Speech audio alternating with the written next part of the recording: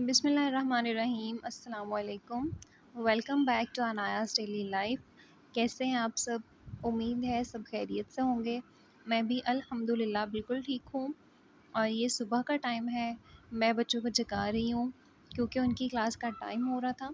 और छोटे बच्चों को हमेशा प्यार से जगाना पड़ता है ताकि वो सुबह सुबह फ्रेश मूड में उठें, क्योंकि अगर बच्चे फ़्रेश होंगे तो ऑब्वियसली आपका भी पूरा दिन अच्छा गुजरेगा। वरना जिनके बच्चे हैं उनको तो बहुत अच्छे से पता होगा कि क्या होता है।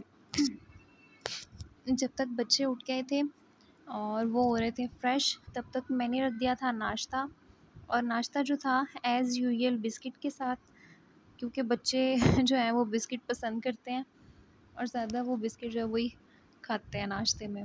और नाश्ता मेरा हो गया था मुकम्मल, कर लिया था नाश्ता। और फिर मैंने लगा ली थी वॉशिंग मशीन। जब तक धुल रहे थे मेरे कपड़े तब तक मैंने खाने की तैयारी कर ली थी। और आज मेरे किचन में बन रहा है भिंडी चिकन। और यहाँ मैं भिंडी को कर रही हूँ सिंपली फ्राई। और चिकन का मैं सेपरेट से मसाला बना के उसमें भिंडी डाल लूँगी। आई थिंक सालन सबको ही बनाना आता है। और साथ में मेरे पास थे यहाँ ये चिकन ब्रेस्ट पीस, और इनको मैंने सिंपली स्टीम रोस्ट करना था। बहुत ही सिंपल वे में इनको मैंने बना लिया था और ये झटपट रेडी हो जाती है रेसिपी। और इसमें मैंने ज़्यादा कुछ नहीं, नमक डाला था, इसमें सुर्ख मिर्च डाली थी, ज़ीरा पाउडर, धनिया पाउडर और थोड़े से चिली फ्लेक्स भी इसमें मैंने डाले थे। और फिर मैंने इसमें एक लेमन का जूस जो है वो भी ऐड किया था।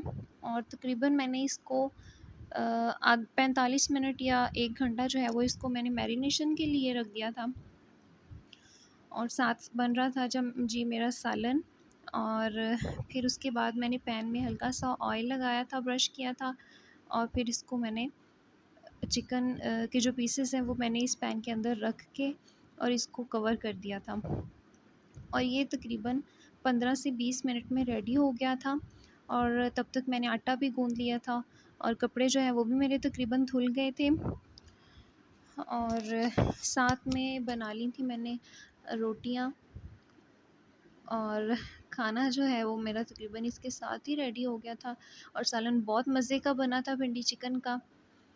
ये देखें जी, टेस्टी टेस्टी। खाने से फ्री होके मैंने बना ली थी अपने लिए चाय। और चाय के साथ साथ बच्चों का था स्टडी टाइम।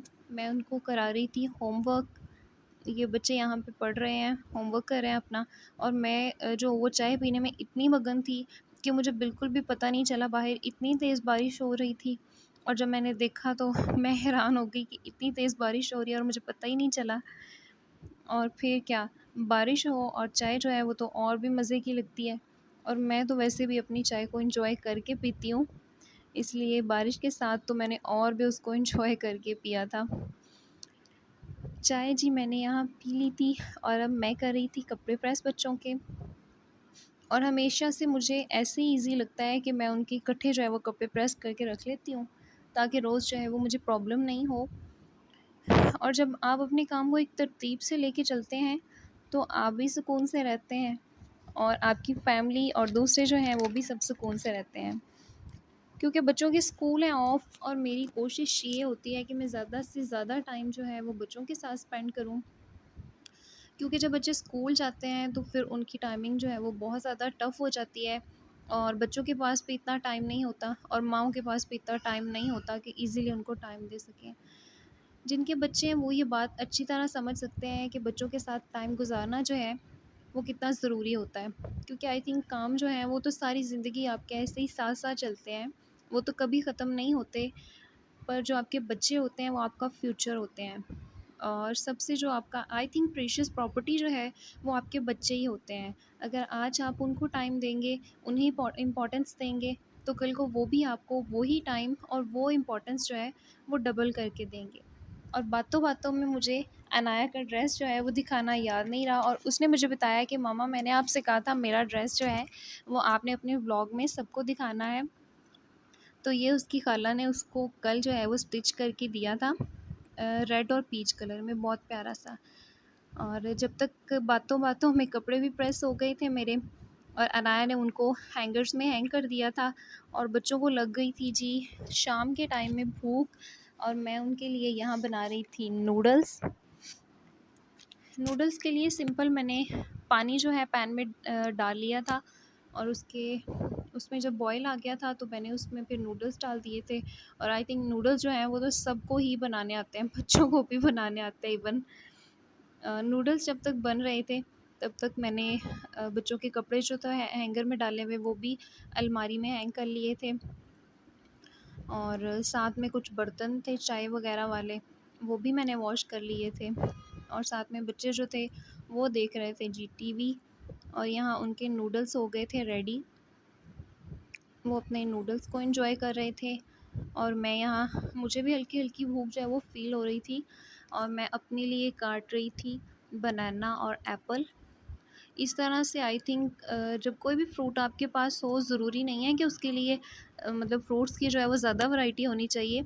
कोई भी 1 या 2 फ्रूट हो और उसको कट करके आप खा लो, तो इस तरह से जो है वो खाया जाता है। मैं हमेशा ऐसे ही कट करके, और जो भी मेरे पास फ्रूट जो होता है अवेलेबल, मैं उसको काट के और इस तरह से मिक्सअप करके खा लेती हूँ। और फ्रूट कट करने के साथ साथ मैं कर रही थी अपनी सिस्टर से बात, और वो वीडियो कॉल पे मुझे दिखा रही थी मेरी भांजी, जो 1 मंथ पहले ही पैदा हुई है। बहुत क्यूट और बहुत प्यारी सी। बच्चे सबके ही प्यारे होते हैं माशाल्लाह से। और यहाँ पे मैं करती हूँ अपने व्लॉग का एंड। और आप अपना और अपनी फैमिली का बहुत सारा ख्याल रखें, खुश रहें, दूसरों को भी खुश रखें। दोबारा मिलेंगे एक नए व्लॉग में, एक नए मोटिवेशन के साथ। अपना बहुत सा ख्याल रखें, अपने बच्चों को टाइम दें, अपनी फैमिली को टाइम दें। अल्लाह हाफ़िज़।